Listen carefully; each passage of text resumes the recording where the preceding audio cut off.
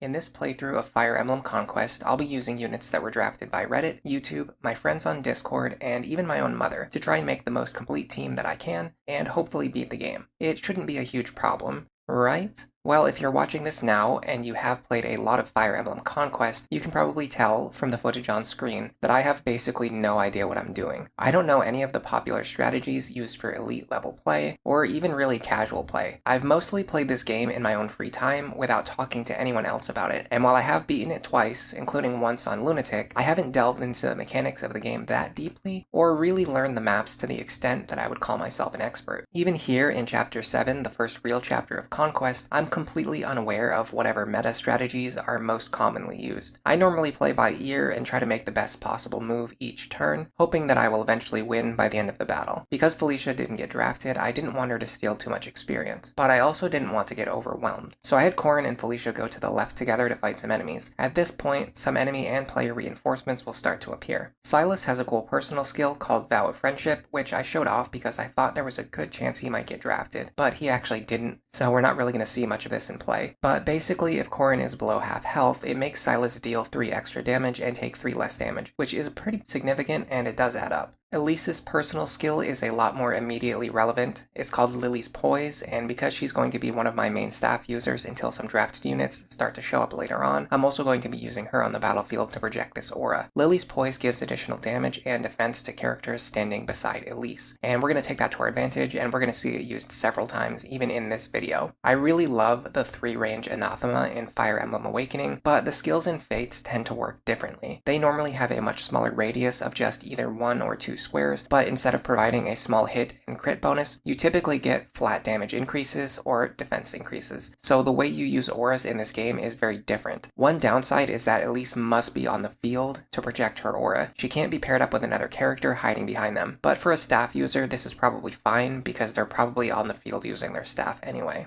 Out of the new recruits, Effie is the most important one to talk about because she actually is a drafted unit. Starting now, we're going to be focusing on building Effie into one of our main combat units because she was selected. As my characters move into this narrow hallway at the bottom of the map and spend 500 turns fighting the incoming Risen, I'm going to talk about my plans for Effie. It mostly takes advantage of how marriage works in this game, in terms of passing skill and class access to your husband or wife. The system in this game for giving class access to other characters is my favorite in the entire series, and as much as I love Awakening as a game, the limited class sets of the Generation 1 characters can make their builds feel fairly limited. Not only does Fates fix this problem by allowing Generation 1 characters to expand their class sets, but there are plenty of interesting and unique ways to take advantage of these expanded class sets because of the way skills are learned in Fates. You see, in Fates, when you switch to a new class line, you actually stay at the same level, and then each time you gain a level, you learn a new skill that you would have learned in your new class line. So if I make Effie into a fighter right now, she's going to remain at level 6, but the next time she levels up, she's going to get the level 1 fighter skill, which is HP plus 5. So who cares, right? Why does this matter? What's the value of learning a level 1 skill from a basic class? Well, here's the thing, a lot of them are actually pretty useful. My plan for Effie is to promote her directly from Knight into Grey Knight. I also plan to have Effie get married to Silas as quickly as possible. This is going to give me access to Sophie's Paralogue, where I can get some additional experience. At any point in the run where I feel like I want or I need to train my units, unlocking Paralogues is going to be important, because the amount of experience and loot in this game is limited. There is no grinding in Fire Emblem Conquest, so these Paralogue chapters are going to be the only way for me to generate more experience. Even if it's for a character who wasn't drafted, I can still go in there and fight the enemies. Now, when Effie marries Silas, this adds the Cavalier class to her class set, and this is important because of how Great Knight works. Both the Cavalier and Knight class have the ability to promote into a Great Knight, and for this reason, by marrying Silas, this will cause Effie, after I promote her into a Great Knight, to start learning the Cavalier skills because they are in her skill backlog. Even though she doesn't need to spend any levels as a Cavalier, and she's already a Great Knight, she'll start learning Elbow Room and Shelter, which in my opinion are both phenomenal skills. I think the base Cavalier skills are among some of the best tier 1 skills in the entire game. Elbow Room effectively gives Effie plus 4 damage, and because her personal skill gives her plus 3 damage in most situations, this means our Effie is going to be hitting with a plus 7 damage stack, almost all of the time. That's pretty good stuff. Shelter is also a very useful skill that allows for more creative strategies. I love all of the positioning based skills in Fates, and I really hope they bring them back in some of the future titles. The way Shelter works, it allows Effie to pick up an allied unit and move them into the rear guard position, basically removing them from the battlefield as a target and making Effie into the sole target of enemy attacks. If you wanted to compare this to a general RPG or strategy game mechanics, it's sort of like a taunt ability or a guard ability, because it makes it so that the enemies can only attack Effie and they can't attack the person she's protecting. That's a little bit of an oversimplification, and I know most people watching this video do already understand Fire Emblem Conquest quite well, but for the people who are new to this series or this game in particular, that's a pretty good way to think about Shelter. The other way to think about it is basically like the rescue command from Fire Emblem 7, 6, and 8, where your characters had the ability to pick up other characters, and Cavaliers in particular were really good at this. That's probably why they gave Shelter to Cavalier in this game. As a primary tank, Effie will really appreciate this skill, and my more squishy allies are going to appreciate the ability to be picked up by Effie after I have them dive into enemy territory, because sometimes this is going to allow them to extend further than they can survive on their own. I'm going to spend the rest of the chapter leveling up Corrin, Effie, and Silas while building on the Effie and Silas support. Now, if I had known that Silas wasn't going to get drafted, I probably would have focused on getting more experience onto Effie, but that's not a huge deal either way.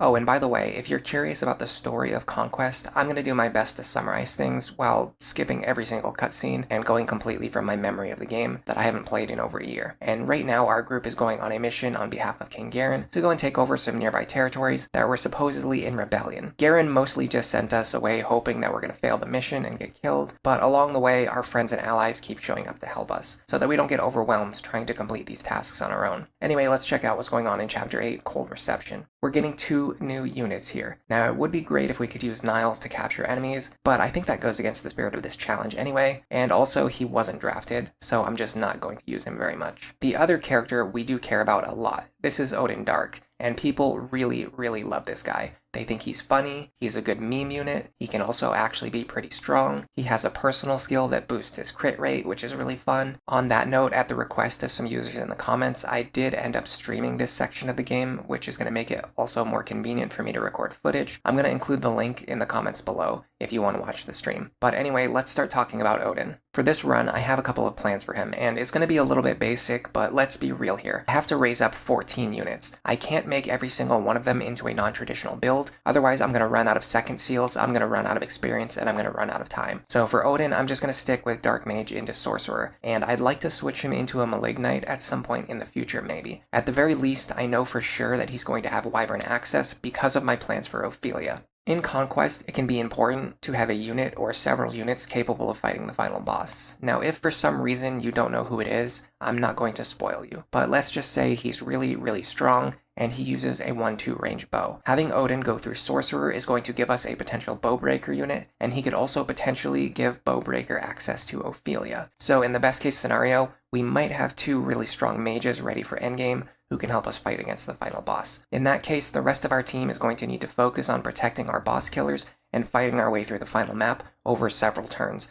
Remember, based on the rules that I'm using, I can't warp skip the final map. I have to fight my way through. But that's not going to happen anytime soon, so let's focus on what I've been doing right now. In this chapter, there's 5 villages, but they don't work like traditional Fire Emblem villages normally do. You see, typically when you check a village, you're going to get an item right away, and sometimes there's going to be enemies who travel around, trying to destroy those villages before you can get your item. Well, in this case, it's a bit weird because it's the reverse. In this chapter, you're the invading army, and the enemies are traveling around to the villages trying to protect them by closing the gates and summoning reinforcements. If you visit at least 3 villages before the end, you get the maximum possible gold reward at the end of the chapter, but maybe this comes from looting the villages? I'm not sure. Anyway, these Lancers have only 3 movement, and they go around the map checking the villages. They are the only ones who can close the gates and spawn reinforcements. If I let them activate 2 villages, I can still get the maximum reward, while also allowing them to generate additional enemies. Fighting these enemies is going to give me more experience for Corrin, Effie, and Odin. We also get to meet Flora in this chapter. She was actually drafted to join our team, but we can't recruit her quite yet. In this map, she appears as an enemy, with a very problematic freeze staff. She can use this item to trap one of our characters in place, making them unable to keep moving forward, and this can massively disrupt my plans to visit all of the villages. But if you move a unit with lower resistance into her range, she will focus on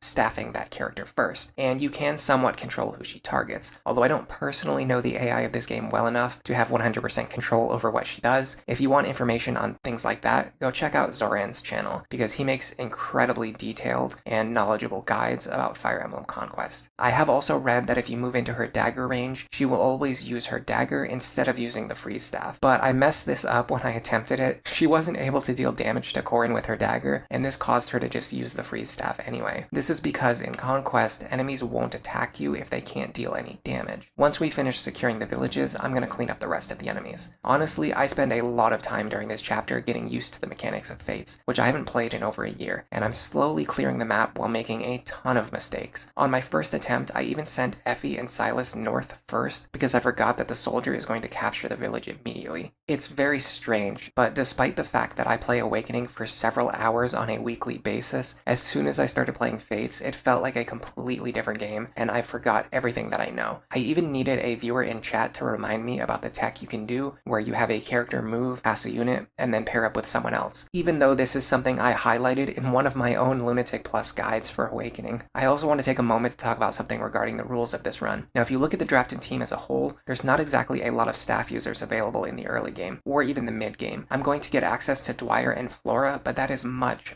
later on. In the meantime, I need units who are capable of using staves, and thankfully with the rules I set for myself, I don't need to turn Effie into a troubadour. I do need to start using the drafted units once they've all joined, but until then, I'm free to use my other deployment slots for other things. So in the upcoming chapters, you are going to see me sending Alicia, Felice, and even Azura into battle, as long as they're not taking away space from a drafted unit. But having said that, I mostly don't use Arthur or Niles very much, except as pair-up characters. So I do still try to focus on using the drafted units. Eventually, all of this is going to become a problem for me, as I'm not going to have any free slots available, but hopefully by that time I can get some of my other characters into staff using classes. I really hope so, but either way, people have told me that having a staff user isn't super important either. The boss of this chapter is Kilma. He's an enemy sorcerer, and he comes with both Heartseeker and Malefic Aura. Hey, actually, this is a good opportunity to talk about those skills, because our own Dark Mage Odin has them as well. Heartseeker basically decreases the avoid of units standing right next to Odin, so we can move him next to enemies and make those enemies easier to hit. In the comments of the last video, Master Kuja9137 even pointed out to me that I could have used Leo to give perfect accuracy when fighting Ryoma in Chapter 6. But funny enough, even though I'm conditioned to use Anathema constantly in Awakening, I always forget to use Heartseeker in Fates. Maybe over the course of this run, I can change that. But anyway, Malefic Aura in this game causes enemies to take 3 extra damage from magic. You can think of it as a +3 damage skill for the unit who has it, but it can theoretically boost the damage of your allies as well. So we're going to keep that in mind for later. Now that Kilma has been dealt with, I head back to base, and actually this is a good time to talk about something else. I'm not planning on using any mods or hacks to give myself infinite resources, so I'm going to be running around picking vegetables and mining ore in my free time, and I'm going to have a relatively limited access to things like meals and forged weapons. I want the experience to be similar to how it would be if I played the game on my 3DS right now. But honestly, if people beg me to mod infinite gems into the game so I can make it easier for myself, I'm not going to complain. For right now, all we need to do is buy a heart seal, which I'm going to give to Nyx, and I forge her a bronze bow using the ore swap function. This is something you can do if you're playing on original hardware. Once you've saved up 5 gems of one type, you can switch them to the type that you need. I'm not that great at naming things, so I just call it the Nyx bow. If you have good suggestions for Odin's forged tomes we're going to be using in the future, drop them in the comments below, and we'll probably also talk about them during the next stream. Because she didn't get drafted, I'm not going to be recruiting Mozu right away in this playthrough. I think it's a better idea for me to save her Paralogue, and I can use it to get a bit of experience onto some of my other units. Starting with Chapter 9, Another Trial, here we come across Fort Dragonfall, which is currently occupied by Hoshidan forces. Our job is to liberate the fort and rescue Azura. Now, Azura did not get drafted, but I'm planning to use her whenever I have free slots available. In Fire Emblem games, your dancer, or I guess singer, allows you to refresh the action of another unit. Basically, you can pick your best unit and have them act twice per turn by having Azura sing for them. We can also use the shelter ability of Silas or later Effie in order to pick Azura up, potentially rotate her back into the lead, and then allow her to sing a second time. But since Azura and Silas both did not get drafted, or Xander or Perry, it's very unlikely we're going to be seeing very much shelter singing in this run, and that means I'm going to have to be more deliberate with my actions, because it puts a very interesting limitation on my strategy and my action economy that I don't normally have to play around. On the other hand, this is also the chapter where we can recruit Nyx. She's the character who was drafted by my mom, who basically just liked the way Nyx looks and liked her name,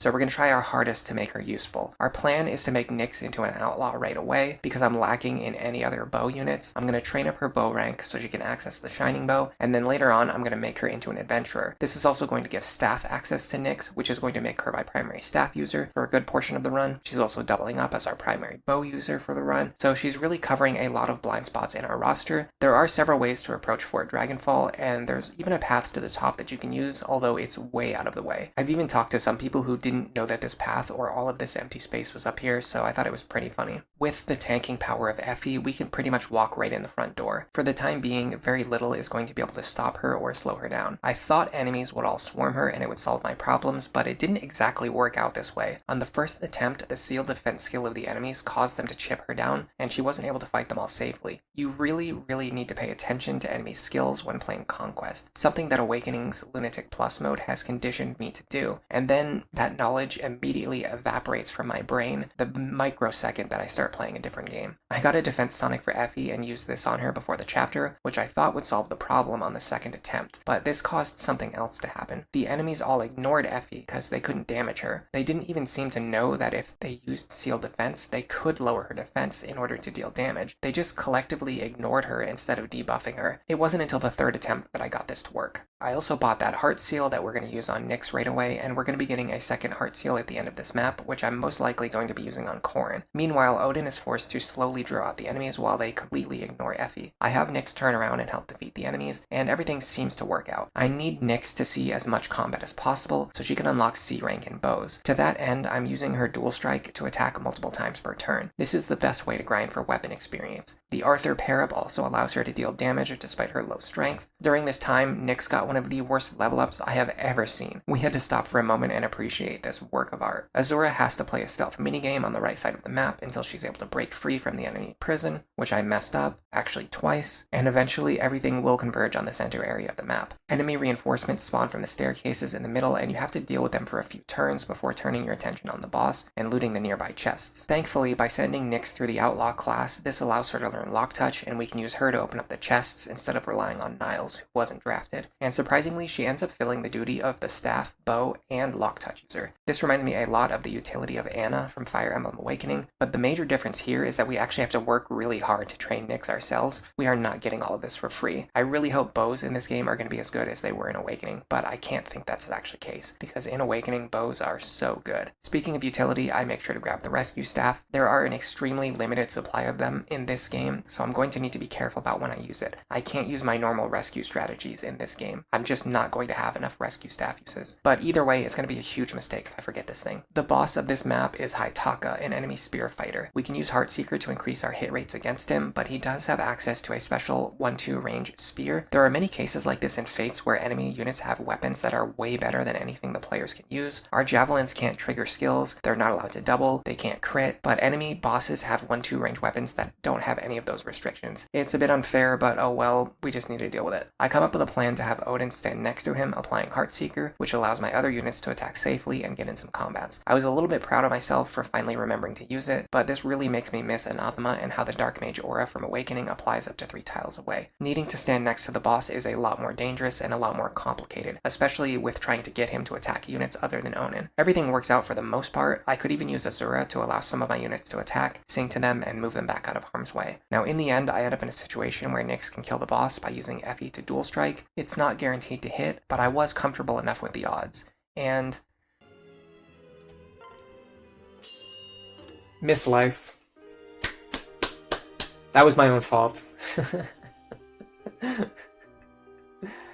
You know what? Fair play. I was punished for my own foolishness. Let's just go ahead and play the entire map again one time, really quick. This gives me the opportunity to have Effie attack the enemy with seal defense, so that her defense is intentionally lowered, and this encourages the other soldiers to attack her. I'm able to go through the front door the way I wanted in my original plan, but again, Effie's really not as tanky as I was hoping she would be. She actually gets into a lot of trouble here, and we have to back up for a little bit. This also gives me another chance at the Azura stealth minigame, and I mess it up again. It is so easy to forget that she's over here. Now for the next interesting thing. There were about 4 different opinions about why this was happening, but on the next attempt, Nyx got much better level ups. I believe this is because the levels are only fixed in Lunatic mode, and since we're playing on hard, we could actually get different levels. It's an interesting piece of trivia, but I have no intention of resetting for levels or anything like that, so don't worry. It was just a nice silver lining to the fact that we needed to replay the entire map. Other than that, I do everything again. I trigger the enemy reinforcements in the center. It's great that they're not ambush spawns. I don't personally hate ambush spawns as much as most players do, but it's definitely more relaxing to not have to open up the Fire Emblem wiki and count how many tiles enemies are going to be moving from their spawn points. We fight Haitaka again. I spend a little bit of time experimenting with the enemy targeting AI, and I end up somewhat baffled that he ignores Nyx when he should have lethal against her. But then I realize without the benefit of strong riposte, he doesn't actually kill her when she has Lily's poise. This allows me to set up a situation where Nyx can actually fight the boss in enemy phase as long as he doesn't have strong riposte active, and the fight becomes much easier to handle from here. Paying attention to skills, I'm going to say it again, is so important in Conquest. The throne healing doesn't even bother me too much because it really just gives me an opportunity to train my units for a few more extra turns of combat. At the end of the chapter, I get the Heart Seal and use it to promote Corrin right away to an Oni Savage. If I can get enough stones anytime soon, I'll use it to forge a Bronze Axe for Corrin, but right now I need to work on Corrin's Axe rank, Nyx's bow rank, as well as leveling up my drafted characters,